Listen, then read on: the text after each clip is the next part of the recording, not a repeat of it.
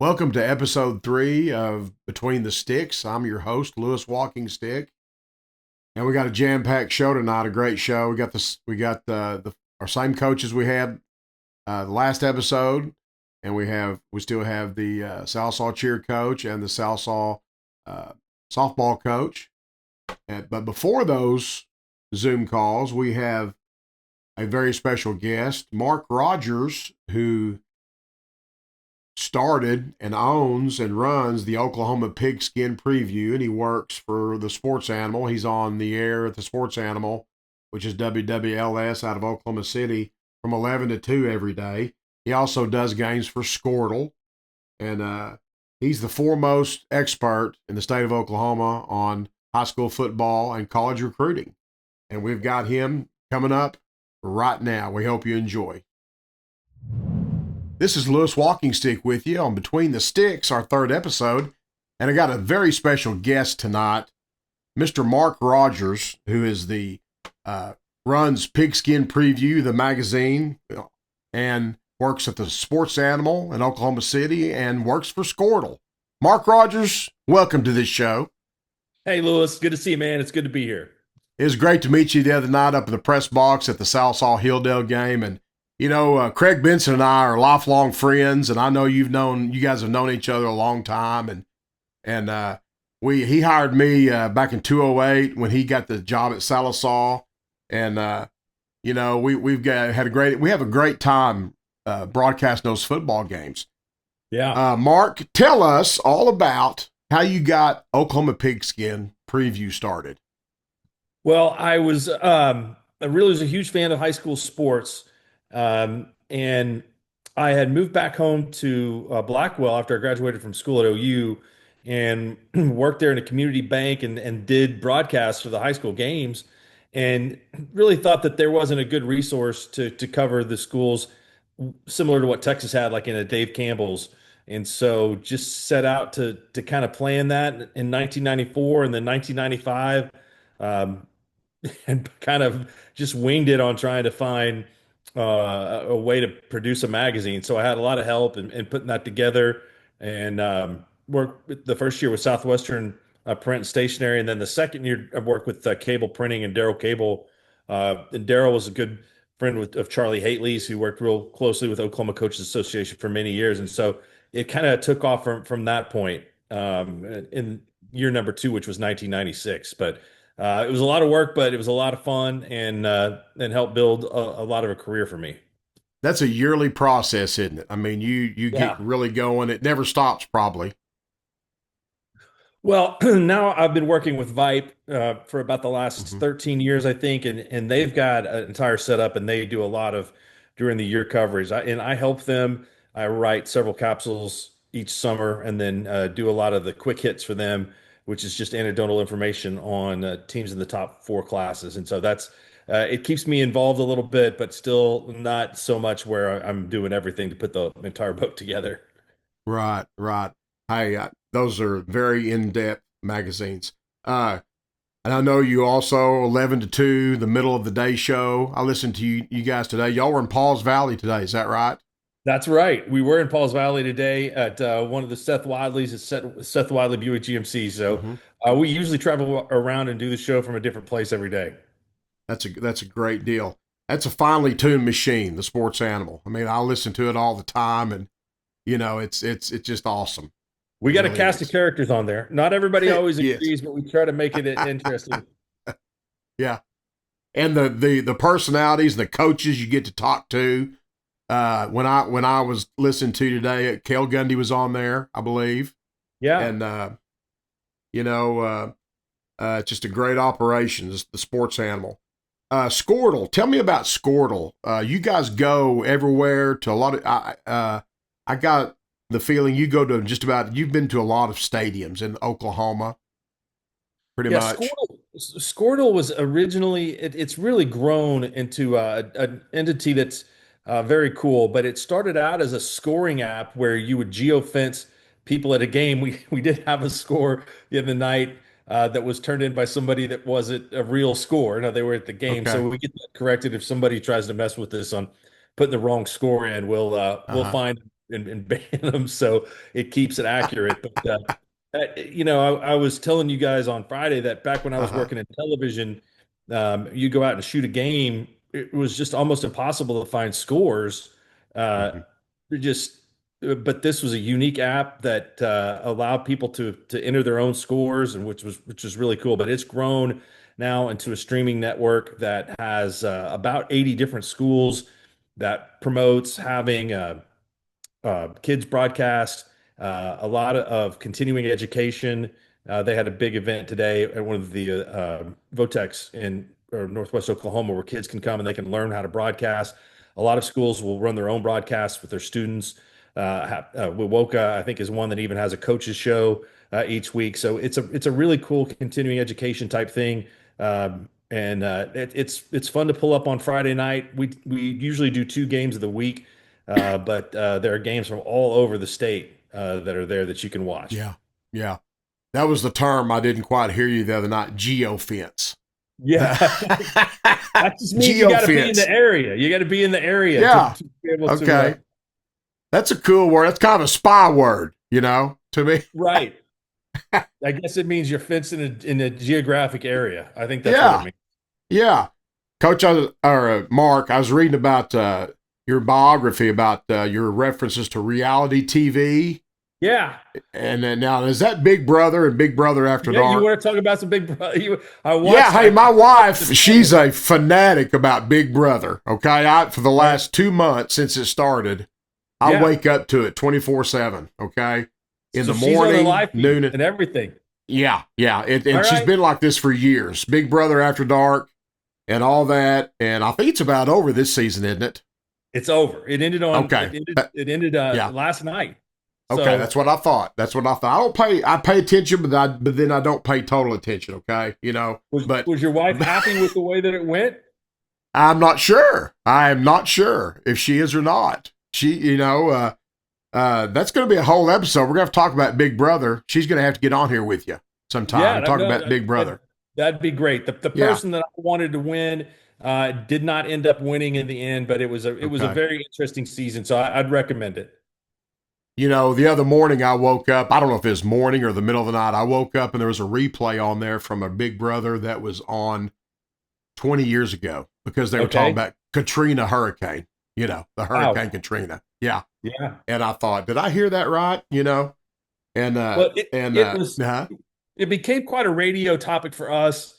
Um, and it used to be on earlier in the summer. They'd have it from June to it'd be over before football season started, or just barely blend into it. And it's gotten a little bit later now, but it's kind of a reality show that shows the interaction between people, and everybody can have an opinion on it, and nobody's right or wrong. So yeah, it was something fun that we started on the Sports Animal a long time ago, yeah. and it's kind of sustained, and it has kind of perpetuated throughout all these years. It really has. We do a trivia question on our football broadcast every week, and Uh-huh. sometimes they're just right out of the rules book or the record book, things like that. Sometimes they're kind of off the wall, like I'm going to ask you a trivia question here, Mark. How many Okay. football fields in Oklahoma do you think run east and west? You know Well, what I'm saying? Have you I ever know thought Boone, about that? I know Boone Pickens Stadium Yeah, does. yeah, yeah. As far as high school stadiums go, I mean, there's got to be several. There is. Well, I don't know what percentage. I still think I was raised to think that most of them run north and south. Right. That's how I Yeah. was raised. But we did a trivia question, and we don't have any stats on this, but I know that the teams this year that Southall travels to, there's about 3 of them that their stadium runs east and west. Stillwells and Friday night's opponent, Oologah, or not Oologah, Friday night's opponent, Broken Bow, runs east and west. Believe it or not, they run east and west. Stigler I, runs east and west. I played on a field that was east to west in Blackwell. Okay. And I played at a game at Oologah. I can't remember what direction I was going at that time. It's north or south. It's north and south. Oologah is. Yeah. Okay, yeah. Lanto Field at Claremore is east and west. Uh-huh. And the old Pryor Stadium, of course, they got a new one now, but the old one at Pryor runs east to west. You know, I think when it comes but to high school stadium, man, they didn't really much care if the sun was going to be in your eyes. They just right, laid it out where they right. had the thought. Mark, what year did you graduate from Blackwell? 88. Okay, the Blackwell Maroons. Is that correct? That's right. That's Where right. does that name come? How does that? How'd you get that name? Well, both Blackwell and Perry are the Maroons, and Okay, there is a Maroon spirit. I think it's like a Native American okay, term, and I don't know what school copied off of the other, but that's kind of the way that it went. I So got you. I got you. now the Blackwell Maroons in Salisaw, they played, I think, a home and home series. Maybe when you were just young in high school or right close to it, Yeah, I think it 77, was. 78. I was thinking about that. I really think it was 75 and 76. Okay, I that's probably think right. I was an eighth grader and a ninth grader. I really think it was then. Yeah, Dennis Rogers Okay. was the Yeah, coach at that time. I think I you're think right. I have and they no took idea. a yeah. I have no idea what the circumstances were. I know that Right, right. pretty sure that Larry Hurst was the coach at Blackwell at the time. Okay. But that's a long road Oh, a trip. long time The ago. Black Back Diamonds and the then, Maroons. yeah, yeah. Back they would take the fans would take buses, charter Uh-huh. buses. You know, a couple of different charter buses and have a good time and you know the Black Diamonds. Me and Craig usually we have Dave Martin with us from Mix TV Channel 19 and Salsa with us.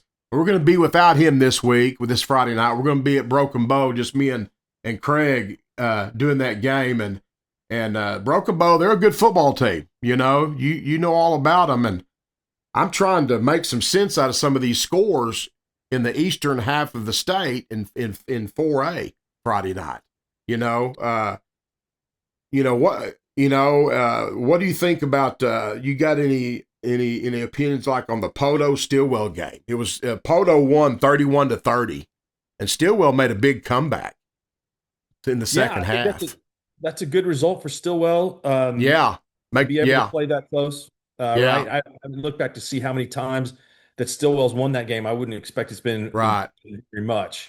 I really Um, think the second half Stillwell outscored them three touchdowns to one and made a mhm. big comeback, and then obviously they didn't get the point they needed or 2 points they needed somewhere along the lines. But I just trying to make sense out of some of it. You know, I remember some of the conversation y'all had the other night.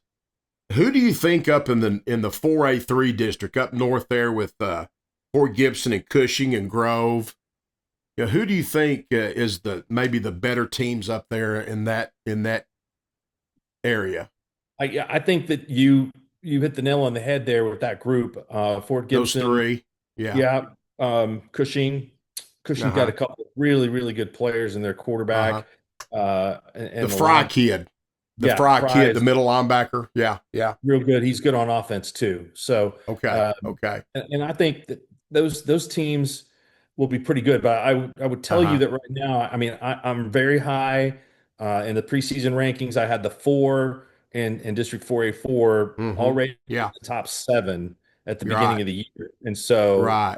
it's still it's a long bus trip um, for teams. I know Salisaw's won the last two years in the first round of the playoffs, but um, I think that 4A4 is really good this year. Really Mm-hmm. good. Yeah, yeah. Well, that's great news. You know, there's going to be some real dog fights in the district campaign coming up for the Black Diamonds. We're looking forward to it, and you know, we're all Black Diamond fans, and we're homers. You know, we're big time homers on TV. We don't care. You know, Sure, that's and the way it should be. yeah, and some good. You know, it's going to be a great atmosphere Friday night. And I really hope that's how it is. I hope that this district is that good, and I really believe it is. Um, Yeah, I really think so. Graydon uh-huh. Howell is just an elite Oh athlete. I yeah, know you guys have seen a lot of him, yeah, and Broken Bow's gotten the better of things the last, I think, 3 out of the 4 years. So yeah, that's a pretty tough road trip. I know these teams are kind of yeah. familiar with each other, played every year Hmm. for I don't know over the 20 years, I think. So that you guys that'll be a good game.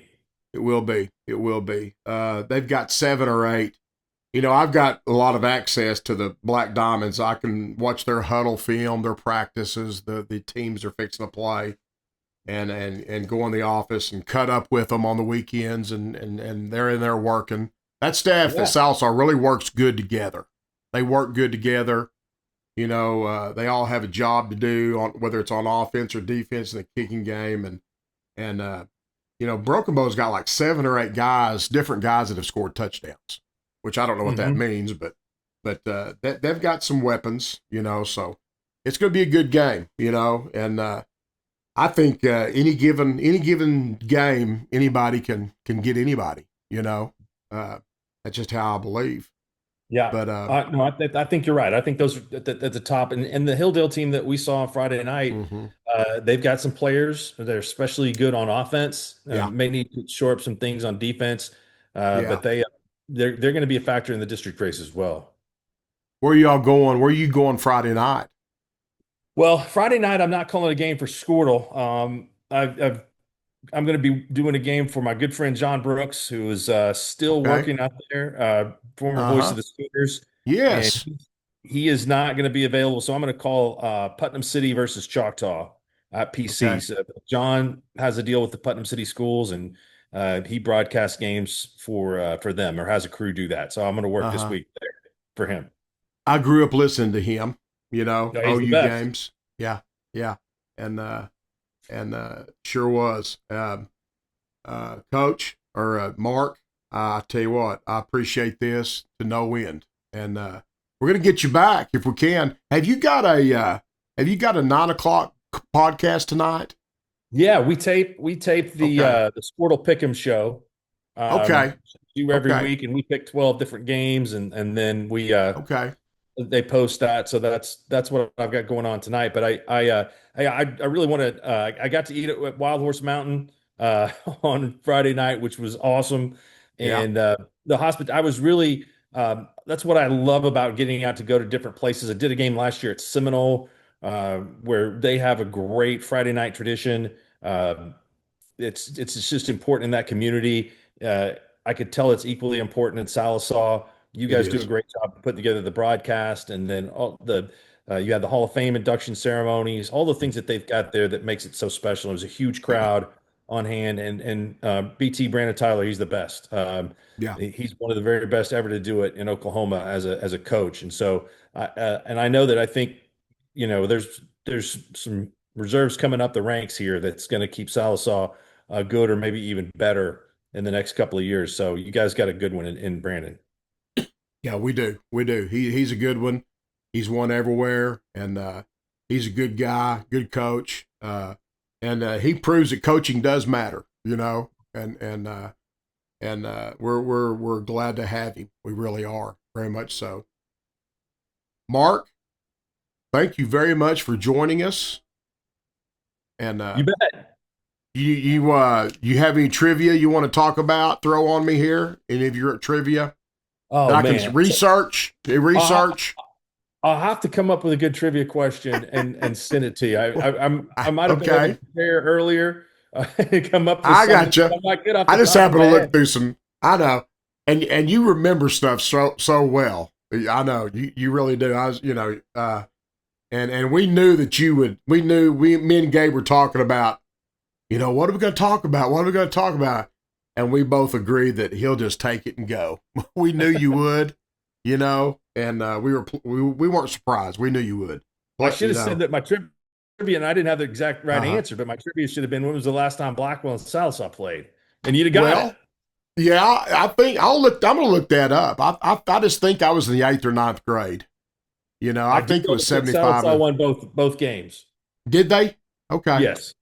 Okay. Yeah. Okay. Blackwell played Stigler a couple years ago too. I think right? They played. Yeah, I have no idea what they're doing, traveling all the way over there to Eastern Oklahoma to get beat. So Ron Marvel used to be the coach at Blackwell back, because they played Claremore Sequoia. I used to coach at Claremore Sequoia with Jody Imes for a couple of years. Sure. Back in 2000 and 2001. I've coached with Dennis Casey when we talked about Kyle Fry and the Fry kid at Cushing. Kyle Fry, is a coach at Cushing. He's buddies with Dennis Casey. You remember Dennis Casey? Sure. And Right. they were buddies. And that I was at Claremore, the Zebras, with Dennis in Okay. late '90s. I've been quite a few places. Yeah. That's awesome. Took a tour. Kind of took a tour. Mark, thank you very much. All right, Lewis. Let's hook up later on in the season. We'll see what happens after these. We will races. hook up. I'll get in touch with you, and we'll hook up later in the season. I'll have some trivia. Okay. I'll come up with some too. I'll be ready for you. Okay. Thanks, Mark. All right, you bet. Thanks, Lewis. Bye-bye. Bye. That was Mark Rogers of the Sports Animal and of Squirtle and of the Oklahoma Pigskin Preview. He is the foremost expert in Oklahoma high school football and college recruiting. Okay, no doubt. And in this part of the United States, this region, not just Oklahoma, but this whole part of the United States, and we were so happy to have him on the third episode here of Between the Sticks. Okay, Coach Gary Willis from Vian here. Congratulations, Coach. You guys are 1-0 in your district with a big victory over Spiro the other night. Coach, tell us all about that. Hey, thank you for having me. We got out to an early start on them, and Mason Wright took the first play from scrimmage, 65 yards. And then as we kicked off, we recovered a fumble and returned it. So 22 seconds in the game, we're up 14-0. So great start, good fast start, and just kind of went from there. I gotcha. That's a way to start. 22 seconds in, you're up 14-0. You guys obviously got your plus 15 marginal points. Coach, I know you don't like you wondering that's your 95th win at Vian on the 10th in your 10th year, I believe, according to my math. Yeah, I believe my math is accurate. You're 95. Yeah, 81% winning percentage. But I just figured that up a while ago. So you got ahead 14-0. And what was the score at halftime?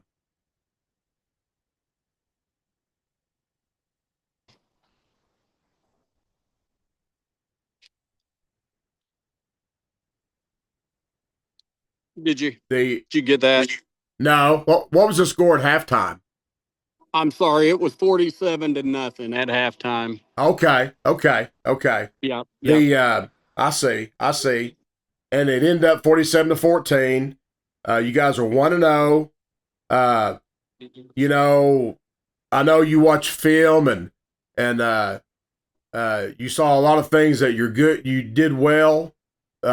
If you don't mind, what are some things that you wish you would do better? Your goal is to do better this season, or throughout the season to get better? Definitely. Oh, definitely. Defense played really well. A couple of things. Blocking on the perimeter. Receiver blocking is something we need to get better at. And we've got 3 linemen that are playing. That was their 4th ball game ever to start varsity. Right. So they've got to get better, and it's just getting comfortable in their technique and staying on blocks and maintaining those blocks. They're assignment wise, they're doing pretty good, but just maintaining and driving feet to the whistle, maintaining those blocks. So those are the 2 biggest things. I gotcha. Coach, I was going to ask you this last week. There's 2 divisions in Class 2A. What's the difference in numbers in the ADMs? I think I've heard you talk about that. The biggest Division 1 compared to the biggest, or what's the differences there? Right. It's close. Yeah, it is close to double. You got, Washington and teams like that sitting at the top, and they're well over 300, 350-ish probably on ADM. And, then you have us, not quite double, but, and right now we're kind of borderline Class A numbers looking at this new redistricting. We're sitting about 215, 216 right now. So, that would be Class A. Yeah. Yep, it would be. I see. Yep. You know, in football, okay, you got that differentiation in your numbers. Half of them are males, so you know Right. if that's a difference of 40 kids, 40 males, that's 10 football players, Yeah, 15 football. That's a absolutely. whole scout team, you know, It is. or You're whatever. absolutely You right. know, Yep. it's a numbers game. You're Uh, you're right. Depth, you know how that is. I know playing Davis last year, they had about 58 in the state championship game, and I think we suited out 28 or 29 with the injuries we had. So yeah, depth, you run into trouble. So Coach, you go to Antlers. You go to Antlers Friday night. They are what's their mascot? They're the they are the Bearcats. Bearcats. Yes. They're the Bearcats. I've been to Antlers one time back in 1984, I do believe. Yeah. And Yeah. scouting. Yeah. Well, tell us about the Antler Bearcats, Coach. Antlers, they got a new coach. They're a pretty wide open spread, 10 personnel on offense. They will put 2 snifferbacks in there, and but overall they're a spread team, and defensively they'll heat it up a little bit. They'll play a 3 high safety look, and then they'll maybe in a bear front, bringing everybody playing cover 0. So they're pretty aggressive on both sides of the ball, and Okay. it's going to be take that long road trip, and we need to get down there and establish our run game and take Right. control of it. So Maybe you catch them running up the field and run right at them and gash them, you know, yeah, stuff like yeah, that. absolutely. They're liable to come after you. They're liable to come after you with some blitzes or some things like that. You think maybe? I do. I think they gotcha. will. I expect that, and we've primarily are a gap scheme team, and last week or two we've been putting some zone, and we've always ran some outside zone, but we're working on inside zone, and picking that stuff up against those teams that want to do that. Right, So right. Well, Coach, I know you got ball games going on there tonight. we do. We Okay. our 7th grade just beat Shakota. I couldn't see the score, and our 8th grade is playing right now. I got you, Coach. Thank you for being with us. I know you're busy. Everybody's busy, and we're in the grind of it. And you guys go get that victory down at Antlers and be 2-0 next year or next week. I appreciate it. I got one thing. My brother was at Telequal longer than I was.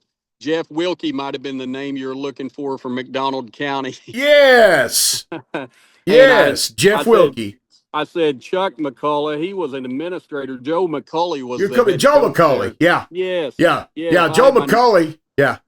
He does throwing camps. He coaches quarterbacks up in the Tulsa area. Yep. Sure. I saw him just a few years ago. Yep. Ron Etheridge put me on to him, and I took my grandson up there a couple times. I remember Joe. He's still out there coaching them in the heat with all these quarterbacks. He'd be out there all day doing That's funny. Yeah. Thanks, Coach. Good luck to you. Thank you. We'll see you. Okay. Bye-bye. That was Coach Gary Willis from Vian, and they just went 1-0 in their district. They are Class 2A Division 2, and they've got Antlers coming up in their this coming Friday night. I'm here with Robbie Martin here this Monday night. She's the Salsaw cheerleading coach, and Coach Martin, y'all just had a exciting weekend at Tulsa Union. Tell us all about it. Well, we definitely did, Coach. We competed at the state competition for OSSAA on Saturday afternoon, and we got our name called. We were 4th place. We finished behind 2 private schools in Bristow. And the goal always is to get our names called. Only one time in Sallisaw history before this Saturday have the cheerleaders placed in the top 4. That's so a great. we are so excited. Yes, we were so excited, and we are so proud. And I'm still kind of walking around on a cloud with excitement. That's a great accomplishment. I heard something about 20 years. Somebody was saying it's first time in 20 years, maybe. I don't know. The last time was the fall of 2003. So it's been more than 20 years. Okay. Since the last time, and 4th place is tied for the highest we've ever been. It's only been done one other time, and we haven't ever been better than that. So it's a huge accomplishment. And the girls and I definitely feel like we accomplished a goal. Well, you To get our should. name called is the big Right. deal. That's So, that's the phrase. Get your name called. I'll remember that, and it means something now yes, to me. yes, Congratulations to you and yes. all your coaches and your cheerleaders. That's a great job, Robbie. Thank you so much. We are so, so proud. Hey, what now? What? Okay, what's the next step? Is there any more competitions coming up, or? Yes, we do. We have a couple more things coming up. So this week actually is very exciting. Sallisaw is hosting the Region 3 all region cheer tryout. So our seniors in the Oklahoma Coaches Association Region 3 can try out for all region, and we get to host that tryout this Wednesday at 10 o'clock in the morning. And those kids that make the all region team get to go the following Wednesday tryout for all state. Okay. So we have 8 seniors, no, 7 seniors that are going to be trying out for all region on Wednesday morning. Uh-huh. And we hope that we get to have 3. We can each school can only have 3 representatives try out for all states. Okay. But we have a really talented group of seniors, so we're hoping that 3 of them can make it. It's an honor to get to host the all region tryouts too. Coach Allie McCrary is the Region 3 representative on the Oklahoma Cheerleading Coaches Association board. So that's why we get to host. Okay. And then we will start next week hitting it hard, getting ready for game day competition. So that's the second Saturday in November. We go to a regional qualifier for that. That'll be at Crossings Christian in Edmond. And we'll compete there to qualify for game day state. So that's our next big thing coming up. You got this all region tryouts coming up here, and day after tomorrow. That's a big Yes. deal. And then Yes. in early November, basically a month from now, you have the game day competition. Is that related to football game performances or They you know what I'm saying? They do. That's the reason they call it game day, is because Yeah. they try to say that it's stuff that we could be doing on the sidelines. It's Uh-huh. really not. Okay. It is a little bit more like what we do on the sidelines than the competition we just had, but we still can't just go out there and perform what we practice for Friday nights. Okay. There's a 1-minute crowd response section of the cheer. There's a 1-minute band dance, and then there's a 1-minute fight song. And the Okay. fight song is really the only thing that we do that we also do on Friday nights, but we do have to add stuff into it because it requires skills that we wouldn't typically do like on our asphalt track. So they try to say that it's more like what we're doing on Friday nights, but it's not really. That It's- that 1 minute, that's how long you perform, you're saying. That's the duration of your Yes, it's a 3-minute routine divided by 3 items that are 1 minute each. Okay. So Well, you are busy, and I know you're going. I know you guys are traveling to Broken Bow Friday night for that big ball game. yes, And you continue your routine, your schedule of the junior high and the high school football right now. And I know coming on here late November into December, you get into wrestling and basketball, both going on at the same time. that's right. So it's actually it'll be busier a few months from now than you are right now, if that's possible. Probably, I guess. That really is true. It's a little bit it's a little bit different level of stress though when we're supporting the other teams, and it doesn't come down to what we can do and what we can't do, that we value our success. It's a lot more fun to be cheering for other people than all the hard work we put in to be state placers or whatever. So Right. it's still busy, and we travel a lot now that we've always cheered for girls and boys basketball, Right.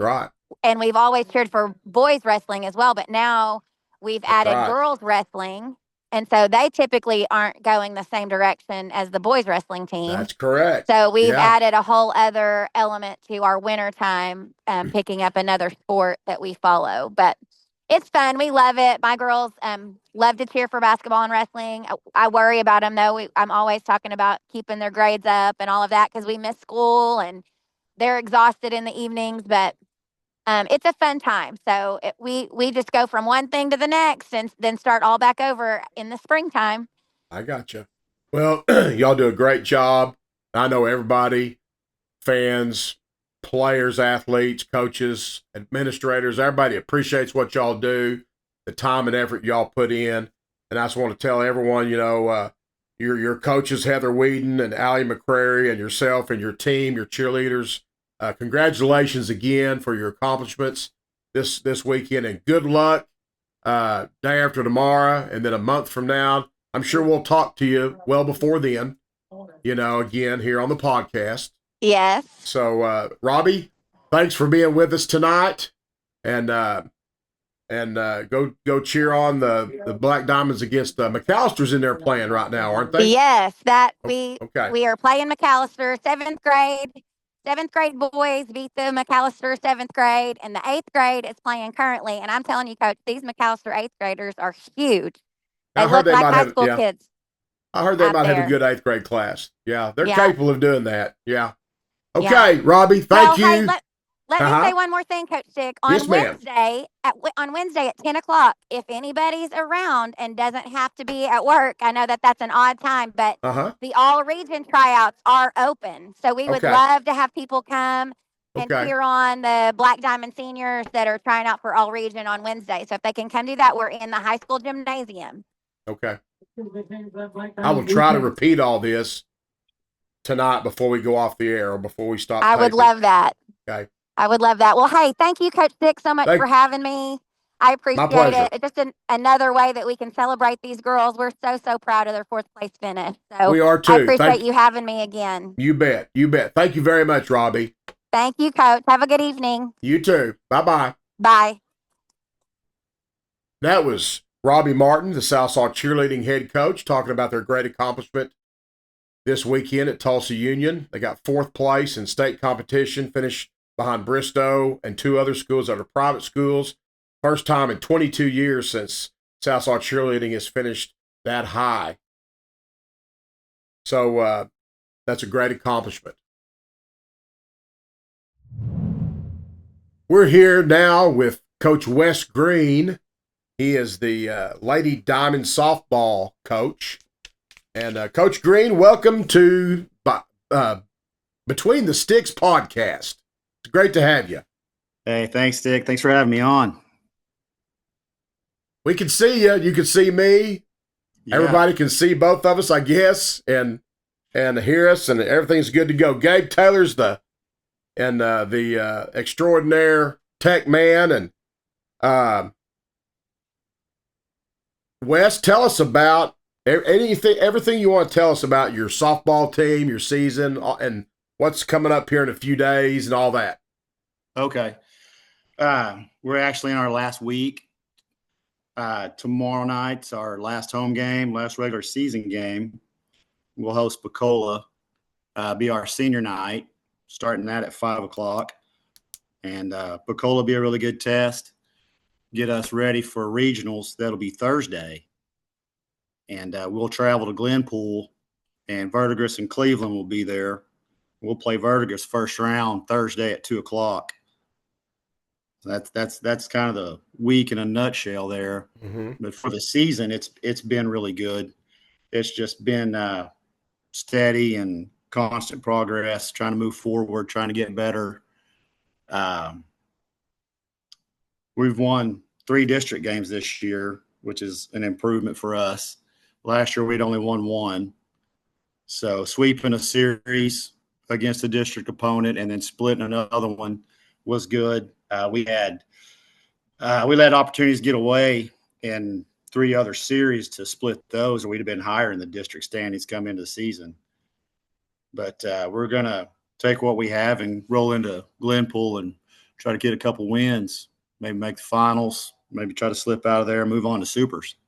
Now Thursday you play in Glenpool. Who do you play? We'll play Verdigris. You play Verdigris at 2 o'clock Thursday in Glenpool. Yes. And then what's the schedule like? You win that game, and then when do you play again? If you win, you play at 6 in a winner's bracket. That day. If we were to fall short, we'd play right back again at 4 o'clock. with the loser of Glenpool Cleveland. Okay. Well, good luck in that game at 2:00, and we hope you're playing late into the night there in the 6:00 or 7:00 game. And yeah, Coach, you have some. Go ahead. Go ahead. yeah. I mean, it's been a good group. We've our numbers are up. We're at 15 players this year, and it's been good to get to play varsity and JV. So we have 4 or 5 players there, up to 6 at times playing in JV, and that's just helping us develop. With we have 5 freshmen, and 2 of those are almost everyday players in our lineup. At Abby Webb and Gentry Burkhart. Webb's been in the infield almost all year. Gentry's played in the outfield and in the infield. She's ran for us. And then Aubrey Sanders and Alicia Turin, Laney Ball, they've helped us out. Got to play a lot of JV. Sophomore class is big. There's 5 girls there. 3 of those 5 are everyday players. And still have 4 of those 5. Brinley Mills plays everyday first base. She's been good for us. Middle infielder Natalie Gonzalez. She's hitting .391 and helping us out a lot. Jolie Carson's been in the circle for us. We didn't have her last year. She was injured. She's done really well for us. And also in the lineup, she hits well. Then Babe Carter in the outfield for us. Tegan Lewis in the outfield, base running for us, done a little DH. Then it gets into our junior class and starting to hit the meat of the lineup there. JC Cox hitting .392 everyday center field, locking down the outfield for us. Channing Wilson, she's hitting .442. She has 2 home runs. She plays third base and short. Big prospect. Schools are contacting us about Channing. JC talked to one last week. Then we have Keely Curson, everyday outfield. Been playing an excellent defense for us this year. Then goes to our 2 seniors. Sydney Whedon. That's our catcher. She's batting .446, 5 home runs, 19 RBIs. Having a good year, having a good senior year. She's getting some inquiries from colleges. Then our pitcher, our senior, Delaney Compton. She's over 60 innings this year, over 40 strikeouts. And also in the lineup, she's batting .324. So we've got some really good players and putting up some good numbers. Yeah. And this year, this team is really, really making the turn, getting this thing going the right way. Right. And, they just hook up and compete and play for each other. This week ought to be big for us, knowing it could be it. So they want to win and move on, get to the next game. We've got for the program, though. I mean, there's 6 8th graders coming up, and we know we're going to graduate those 2 seniors. Hate to lose them, but you're going to plug in 6 more, and you never know. We may get a couple move-ins. Yeah, so, you never know in today's definitely. You guys are young. By and large, that's a young roster. Yeah, you talk about young, and you come out to practice, or there's 3 or 4 cars there. That's a young high school team. Right. So usually that parking lot's full. That parking lot's full, and it's just players. You're old and seasoned. And, right. Good point. We've got about 3 or 4 driving. Yeah, so it's empty. They're like, y'all, what are y'all doing? Yeah, we look out there and we got the field covered, and they're like, oh. Well, that's funny. That's a neat deal. And now the next step you said is supers after this. Yeah, and that's why I talk about playing Pecola. They're going to play in the supers on Thursday while we're going to regional, and being at Salisal, they always say iron sharpens iron. So you put that on your schedule. No matter what sports you're in, the district's tough. You're going to play good competition, and when you're not playing those district foes, you pencil in some good competition and keep moving forward. Is it kind of like in baseball? You told me one time you scheduled just about every day to play. Just almost every, because you may get rained out, stuff like that. Yes. Yes, I and see. even with the turf, we've had issues. It's been raining at game Right. time, or it's a lightning, or it's just Yeah. absolutely too wet. Right. But yeah, that's when we hit our hot streak early in the year.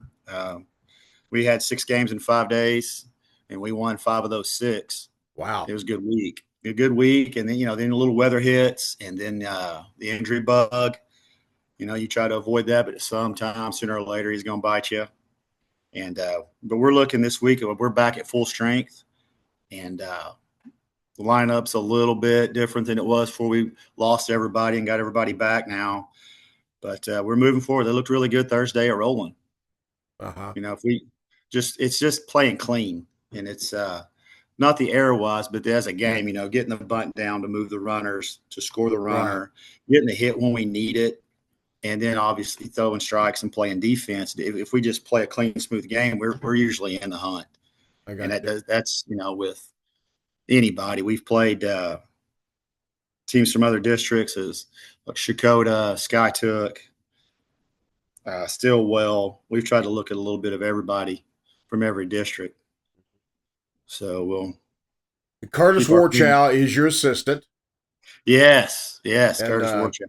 I knew that you would get this thing going. I did. I told myself that when you took the job and all that, and well, good luck to you, Wes. You all have a good weekend coming up of your beginning of your postseason. You got senior night coming up. Yes, and you got a busy week. Yeah, had a good day of practice today.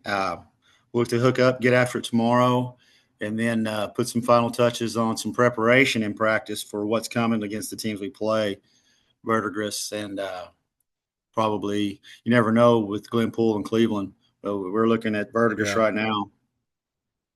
I see. Okay. Well, Wes, thanks for that Lady Black Diamond softball report. It's great having you on here. And next week, you liked it, didn't you? I never even listened to a podcast, and here I am. 10 minutes went fast, did it? Or 12 minutes, whatever it was. It's almost at 10, yeah. Yeah, at 10 minutes, it goes. I knew it would go fast. And now we'll get you back on here.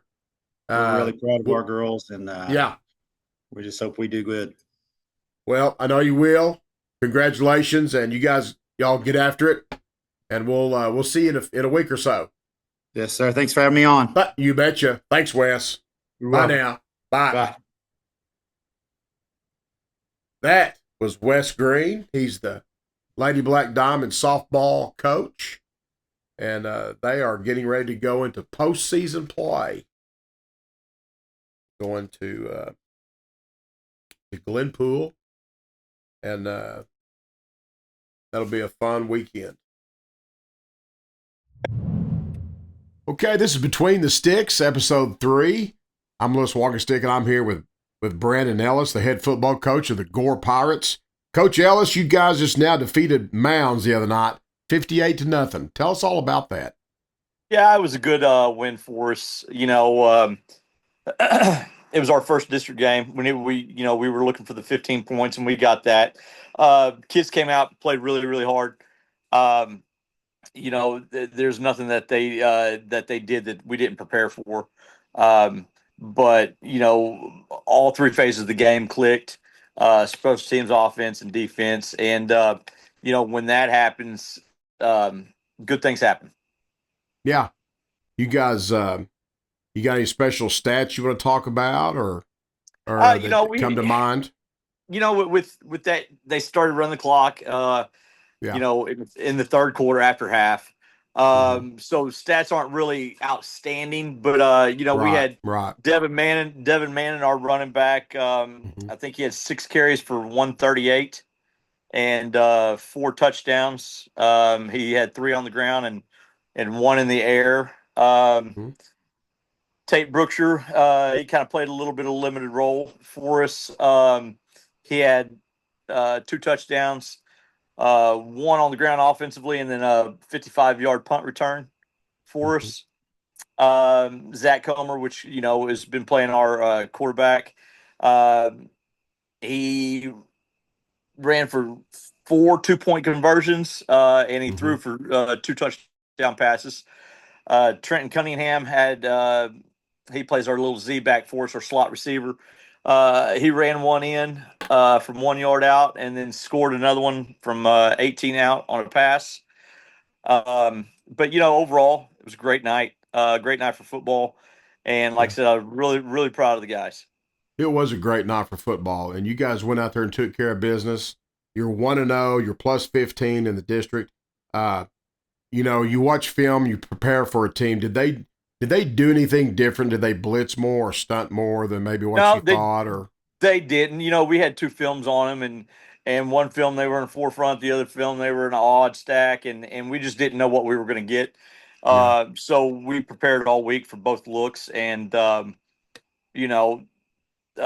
came out and they ran the 4 on us, so we know what we did with it. So I'd be glad to see the forefront as opposed to the odd stack. I mean, that just that's to me, it's different to me. It is. Your linemen really got to have their heads up on that. Mm-hmm. Yeah, because you don't know where they're going to go. Right. That I don't know. Are you guys allow them to pack the box, or do y'all spread them out formation wise? Oh my goodness, we started 0 week. 0 week, we were straight double tight T, and from there we've just kind of evolved with personnel either getting injured or just moving guys around. And we're 2 by 2, 3 by 1. Last week, running dash, dart, counter. Yeah. So, you guys are versatile, and you're trying to find out what your niche is, what fits you best. Yeah, we are, and I think that's kind of what the preseason's all about. Yeah. Find out where we're at. Putting athletes in space. Try to find different matchups. So it's kind of a blend of things, and we're kind of narrowing that down. So it's nothing, as far as preparing for something else, it's nothing that you don't start whittling down and really kind of finding your groove. So, and we're not quite there yet, because if we're quite there, then, if we're there at that point, then that means, we're done. So a lot of ball left to be played. A lot of ball left. Yep. I know Class A has Division I and Division II. What's the numbers differences in the ADMs? That's a big difference, isn't it, between Division I and Division II? The differential between those two. Yeah, we got the call.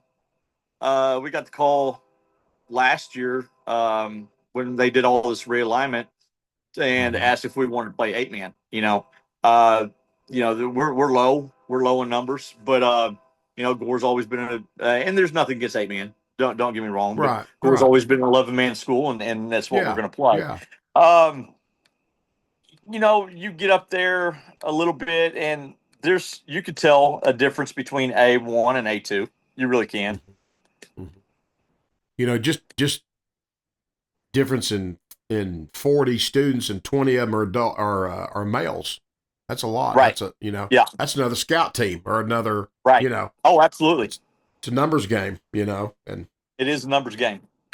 I thought about that this week and was going to ask you guys that. So you guys go south, like a lot of teams in our county go south Friday night. You guys go to Tallahena. We go to Tallahena. And that's their pick, I guess, up at the top of the district. So they're number you guys one. are getting ready for that challenge. Getting ready for that challenge. Yeah, they're number 1 in A2 right now, and they do a great job. There's no room for error. They do everything right. Kelly's got a really good bunch. Majority of them are juniors now, but they've been running that system since elementary school. Quarterback's really sharp. He makes that that machine go.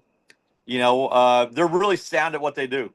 Even from the defense's standpoint, they, all 11 love to tackle. They're well coached. The quarterback makes great reads. They do a really good job. So we're gonna get after them. We put a game plan that we like in today, and we're gonna go throw our cards out on the table Friday night. I remember about 15 years ago, I know that was a long time ago, when we was playing those all-star games at Salisaw. Yeah. And Kelly was there, and you were there, and he was running that shotgun. He had that quarterback that walked on Eagle at Road. OU. Eagle Road. Is he still running that thing, that midline scheme? Is he still running that? Everything they do is based out of basically counter read. And they've got their RPOs off of it, and they're really good at it. I remember that week once he got his guards that knew what was going on. He was just like, he was so relieved he got his guards that were graduating, the guys he had played with, right, for that week, and he was so pleased to get them guys. That was a big deal about about that, and now who do you have after Tallahena? We'll have Regent Prep. Okay. It's the private school out of Tulsa. They were 8-man 2 years ago. They jumped into 11-man last year. They played in the semifinals. They like to spread it out. They're a tempo team, go fast. They graduated quite a few kids last year. They got a freshman this year. Remember Paul Smith that played for Tulsa? Yeah. Quarterback, it's his son. He's a freshman this year. Okay. And he's a good athlete. Good athlete. Yeah. But I believe Jeremy and them play them this week at Central. I think they do. Yeah. Right. Yes, they do. Yeah. I think they may be at Regent Prep, maybe. They're at Regent this year. Okay. Yep. Okay. Well, everybody's got to play everybody, That's it. And we're going to talk to Jeremy next. He happens to be on the list here at around 8:45. Right. How's so Turbo's had a good week. He won't take off out in the neighborhood, will he? He won't take off out in the neighborhood, and he's the biggest scaredy cat. He knows to stay around the house, doesn't he? When he's ready to go in, he'll sit right by that door. Yeah. He's chasing those sky raisins right now. Those flies, we call them sky raisins. Sky raisins. Okay, I see. Hey, Turbo. Look here, Turbo. No, he's being. Hey. They all act alike. There he goes. They all act alike. Yeah. I want Joe's English. Yeah. He thinks he's staying busy. Yeah. Yeah. Okay, Brandon. Well, you have a good rest of the week of preparation. We'll get with you next week. Thanks for talking with us, and good luck. Okay. Absolutely. Appreciate it. You betcha. See you, Brandon. Thanks, guys. Bye-bye. Bye-bye. That's Brandon Ellis, the head football coach of the Gore Pirates. And he's preparing for probably the top-ranked team. Well, it is the top-ranked team in that Class A, Division II in Oklahoma high school football. Tallahena. Tallahena is a school south of here. Good football tradition, okay? And I'm sure Tallahena's picked at the top of the district. I'm sure they are. I know they are. They're number one in the state in Class A. And a good football team. And that'd be an excellent, tremendous win for the Gore Pirates. This is Between the Sticks, episode 3, and now we have Coach Jeremy Thompson from Central High in Salisaw, Oklahoma. Coach Thompson, how you doing? I'm doing good. Doing good this evening. We just finished up our J-High game and had a good win, and so good deal. Who'd you guys play tonight? We had Pecola tonight. Okay. Coach, I know you had a tough one the other night against Wewoka. We did. You were at home. Summarize that game for us. We started out pretty good defensively, except for, their quarterback, Trey Woods, excellent athlete. He got away from us several times, just in the pocket, not containing him. And he was able to convert on 3 third and longs on the first drive, to go down and score. We couldn't get anything going offensively. We put together some good drives, but at the end of the day, we were like 3rd and 12. We were 3 for 12 on 3rd down. To keep drives alive and to get the ball in the end zone, and we didn't do that.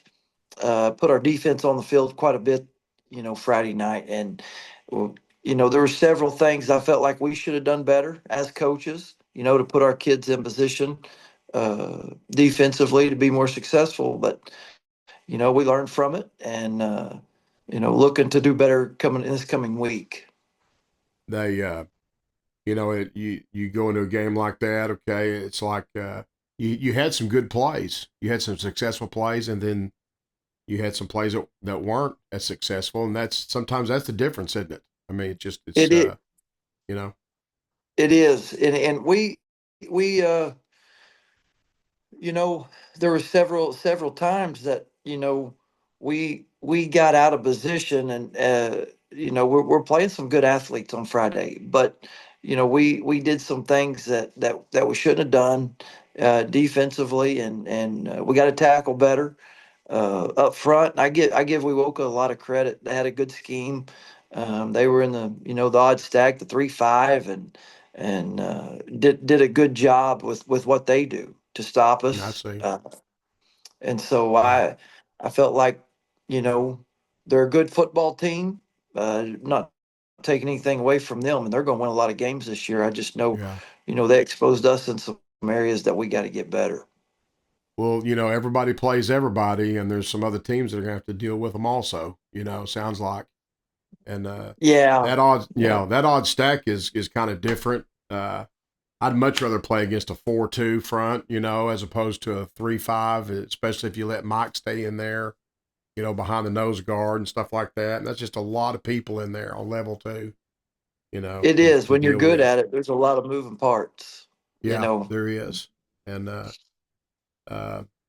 it's kind of a different front, and it's just one of those things. You guys will bounce back, and I know you go to Regent Prep this week, and that's yes, a sir. tough chore. Tell us about Regent Prep. Let's see. We'll go back their past 4 previous seasons. Past 4 seasons, they've been in the semifinals or finals. They made the semis last year. And then the previous 2 years coming out 8-man, they were in the finals and semis. They're a team that, you're not going to see a little bit. You want to say they're different or unusual to what we typically see. They're like 93% pass. When you break them down, and what they do extremely well.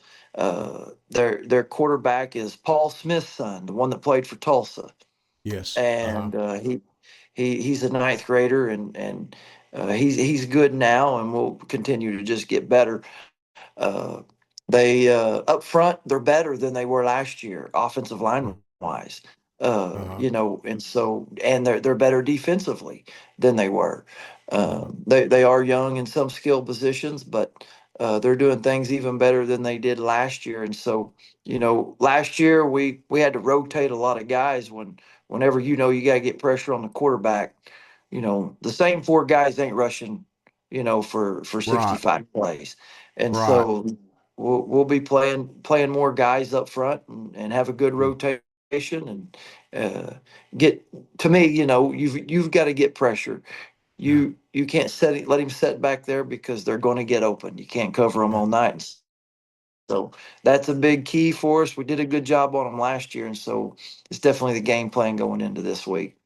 Sounds like a team we used to play here at Sallisaw. Metro Christian would throw it about 90% of the time, and Yes, they sir. threw a lot of tunnel screens, and they would throw a tunnel screen with the success, just like they're handing the ball off in the backfield. Very good at tunnel screens and throwing the football. And we'd play a kid like we'd put like a linebacker or smaller guy. We just disregarded the run totally, and we put a smaller kid in there that wasn't a defensive lineman. A couple of them in there, and they always had some good games. Now I don't know. We beat them one time in that span of maybe 3 or 4 years, but we played them tough, a lot, and had success, playing maybe some guys that aren't really true traditional defensive linemen, played them in there and just get upfield and go after the quarterback. You know what I'm saying? I mean, hopefully they're quicker than the linemen trying to block them, and that becomes an advantage. That's what we did, and it's so different, and especially if they're playing fast, and but It is. I wish you all the luck, Coach. And, well, thank you. I'm sure you got a scheme to take the ball and drive the ball and keep the ball, possess the ball and run the clock and go score. Something else would a little bit different. They do not punt. Oh, they refuse to punt. They won't punt. It can be 4th and 15 from their own 5. They're going for it, and they onside kick every single time they're going to kick off. Who's their coach? Who is their head coach? Coach Bishop. John Bishop is his name. Okay. And he does a great job. Very, very good at what he does. Actually, I think Paul Smith is calling plays for him, and they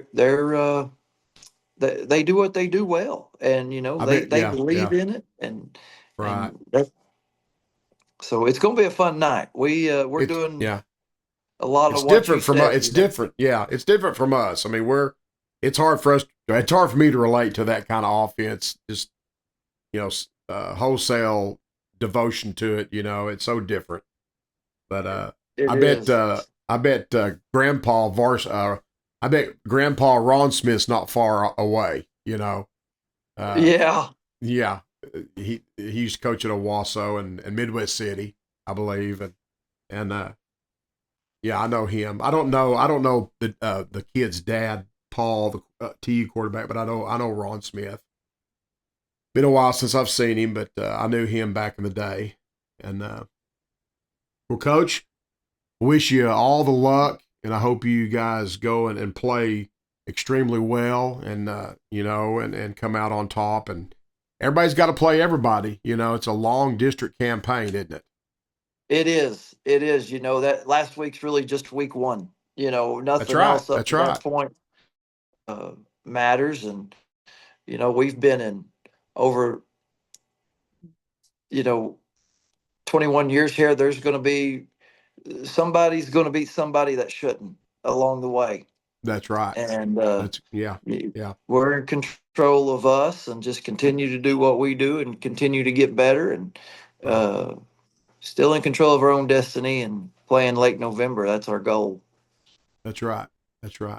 Okay, Coach, I appreciate you hanging on with us late into the evening, and you guys get after it tomorrow and this week in practice, and go get Regent Prep Friday night. Good luck, yes, Coach. Sir. Thank you. Hey, you bet. Night. See ya. Bye-bye. See ya. That was Coach Jeremy Thompson of Central High, Sallisaw Central High here, just a few miles east of Sallisaw, Oklahoma. And they're preparing for a tough team, Regent Prep. It plays a different scheme, throw the ball 95% of the time, and probably don't run it any or much if any. And they've got to figure out a way also to move the ball and keep the ball from them, So that team reminds me of Metro Christian, like we used to play not too many years ago here at Sallisaw.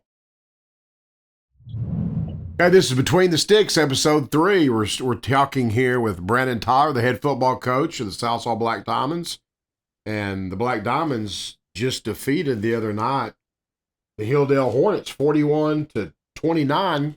Coach, is a good district win, huh?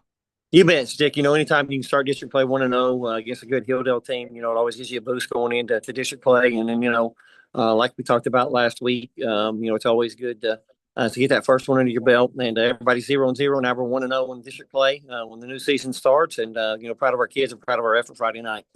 What was you got some stats or game summaries you want to talk about from that game? We did a great job, I thought running the football. We controlled the line of scrimmage all night. We ended up with a little over 260 yards, rushing, 150.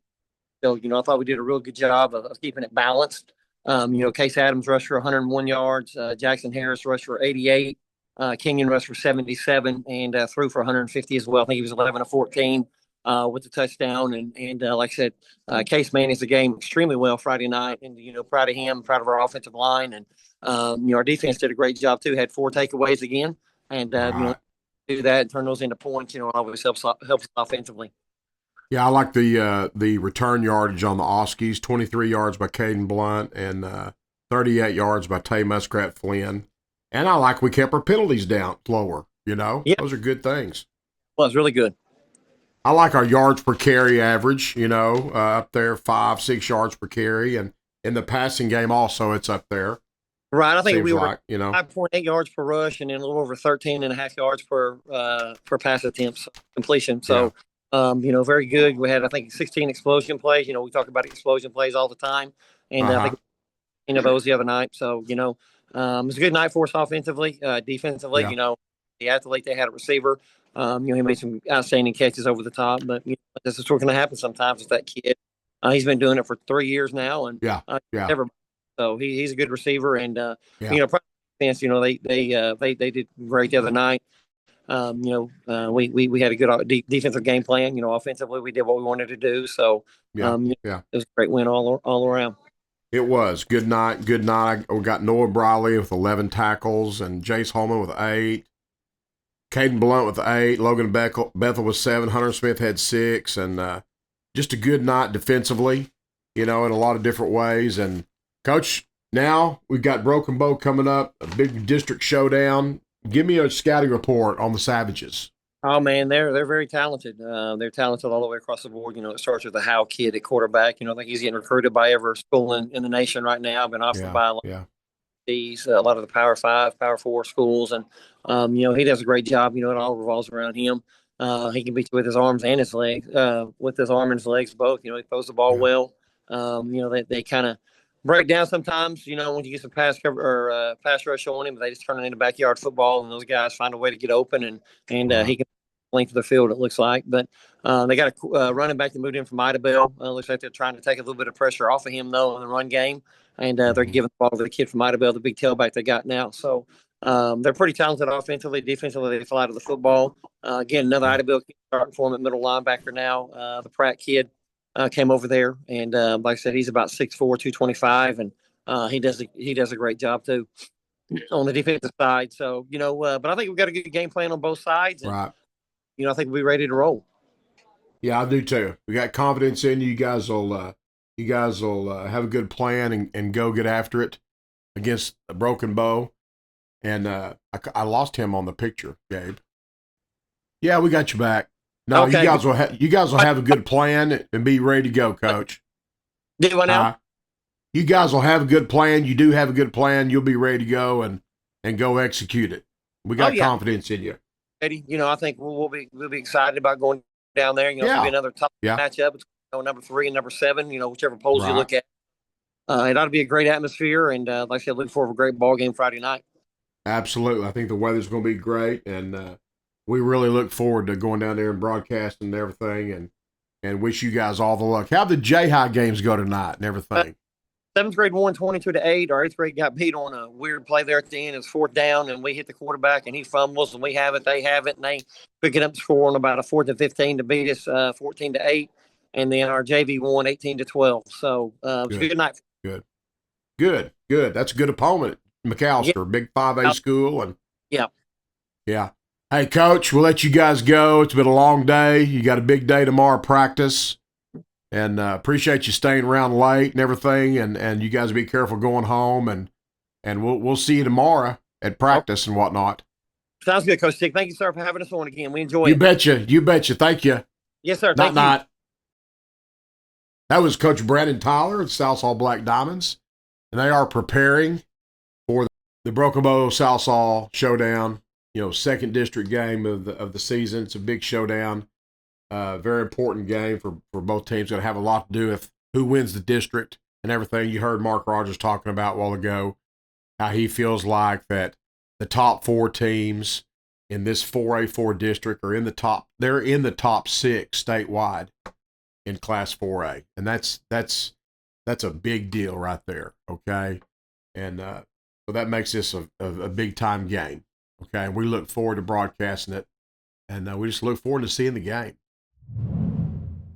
This is Between the Sticks, episode 3. I'm Lewis Walking Stick, your host, and we've got the coach of the Muldrow Bulldogs, Logan Coatney. How you doing, Coach Coatney?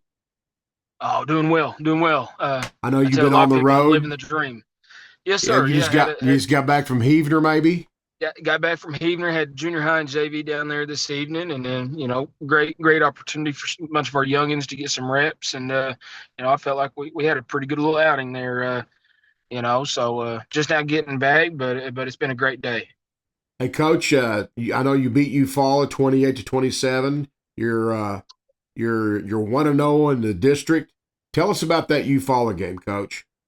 I'm gonna tell you, they're a physical ball club. Like we talked about previously. We knew going into the ball game that they had played 3 really tough opponents. So you're looking at a ball club that was 0-3 going into it, and trying to relay that message to the kids was a lot, tougher than what I expected it to be, and maybe that's a good thing to an extent for our program, because our kids expect to win and expect to go out there and do what we're expected to do. But Eufaula was a very, very tough, very physical football team as expected. And when you go out into a ball game and in second and fourth quarters, you forget how to execute, and you start letting things slip away from you.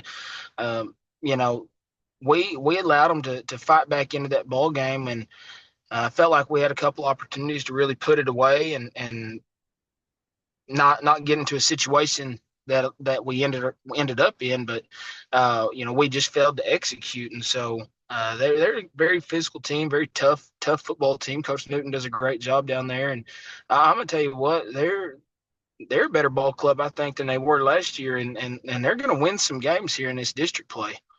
Yeah. Everybody's got to play everybody, and there'll be everybody else going to have to contend with them too. You know what I'm saying? That's exactly it. You just don't know. They get somebody, and what did you do well? What do you feel like you were happy with that you did well in the ball game? Oh crap! We ran the ball well to an extent. Not up to the standard that we've created for ourselves, but we had a little over 200 yards rushing on the game, and I felt like that's something that throughout the beginning of this season we've really honed in on and relied heavily on. We're not a big throwing team, and crap, that showed Friday night against Eufaula. We didn't throw the ball very well at all. I think we only had 90 yards or 92 yards, something like that, throwing the ball. But ran the ball well at times. Yeah. What was the score at halftime? It was 21-14 at halftime. We had went up 21-6 in the first quarter. Had scored on a couple touchdown passes, and then had a kickoff return for a touchdown, and 21-6 at the end of the first, and then we give up a score there in the second. We come out of halftime 21-14, forced them to punt the ball to us, and then we house a 56-yard trap play, and at that point we go up 28-14 and feeling a little bit better about what we were doing, made some good adjustments there at halftime. And late in the third quarter, we had an opportunity, I felt like, really put our foot down a little bit. We dropped a touchdown pass, and the only reason we'd even been in that position to begin with, we had 1st and 3 on the 3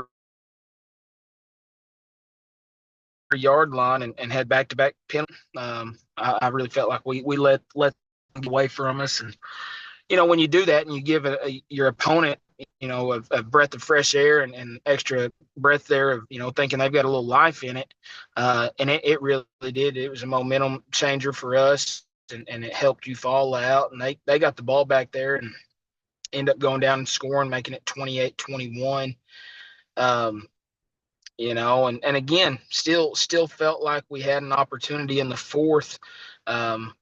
I guess I should say they scored there in the fourth to make it 28-21, and felt like again we had the ball with 5 minutes left, or a little under 5 minutes left in the fourth, and one score game, and felt like we'd been running the ball fairly decent. Not our best game by any means, but we were getting it done, and we end up fumbling the ball in the first play of the series, give them a short field. I think they got on the 38, 40-yard line, and gave them just a dadgum short field. Shot ourselves in the foot there, but our defense made a play when they had to. They ended up scoring, making 27-28. And Coach Newton elected to go for two to try to take the outright lead, and our defense made just a heck of a play, and we were able to get the ball back and run out the last 2 minutes and 30 seconds that was on the clock. So had some miscues for sure. Well, that's think about your defense came up and had to step up at the end of the game. That's going to help you down the line. You know what I'm saying? That would sound like a true team win when maybe you're not playing your best and things happen at inopportune times, a drop pass, a penalty here. Things just aren't gelling totally, and you do got to depend on all your weapons, your defense, everything. It sounded like a total win, a team win to me. Definitely was. We had some really good things that took place in all three phases of the game. One, and I'm just going to brag on it because we have struggled for the last couple of weeks with our extra point team, and we were 4 for 4 the other night, and those were big time when you win the game by 1 point. Had a kickoff return for a touchdown. We had a fumble recovery on defense, and they scored on 4 of 13 drives. In total, and it's a lot of drives. I mean, that's a lot of possessions. So the odds there are pretty good. The downside is that we only scored on 4 of 12 drives. Yeah. We both teams early on in that game, we were both feeling each other out and having to figure out what those adjustments needed to be. And it was a very good defensive game. That just really irks you a little bit when you've had some offensive outputs the way we have, and felt like we were limited in some things with just, drop passes and miscues. And, we had quite a few penalties, had some holding penalties, and had a blindside block that really put us behind the chains. And, when you do some things like that, it forces your offense into a bad spot. Second and long, third and long is not somewhere you want to be. Well, you got to pack your running game and your defense when you get later in the season, and those things will help you win those close, tight games against good opposition. I like to hear you scored on a 58 yards on a trap play. Did I hear that right a while ago? Yes, sir. Absolutely. Okay. 58 yards, took it to the house on a trap play. Coach, you got Shakota. That's Shakota coming up. And they're scoring some points, it looks like. Tell us about the Shakota Wildcats. Man, they're another very well-coached team. Coach Ross down there does an outstanding job. And I'll tell you this, they're a lot different than they were last year. Of course, they don't have the Thomas kid who was their stud last year, but I'm going to tell you, they're a lot different in my opinion. Last year, they wanted to be spread your defense out. This year, they are really relying on their run game. And I'm going to tell you, they run counter extremely well. They run inside and outside the zone very well. And so that different dynamic that they bring, still being able to throw the ball, I think they do an outstanding job in all three phases of the game. And we're going to have to go execute. Now, the same thing I told my kids this morning when we met was, we have to go worry about us. We need to go execute our game plan. I think we have a very talented roster, and I know that our kids are bought into what we're doing. And so, more so than anything for us this week is really just fixing the issues we've had internally within our program and what we had Friday night, fixing those things up. And I think 7 p.m. over in Chakota on Friday night is going to be one heck of a ball game. Yeah, I think it's shaping up to be a showdown game in your district, and I think it'll be a very exciting game. Wish you guys all the luck in that game, and you going on the road, and I think you guys will come up with a good plan. I'm sure you already have a good plan since it's already Monday night, and just wish you guys all the luck at Chakota Friday night.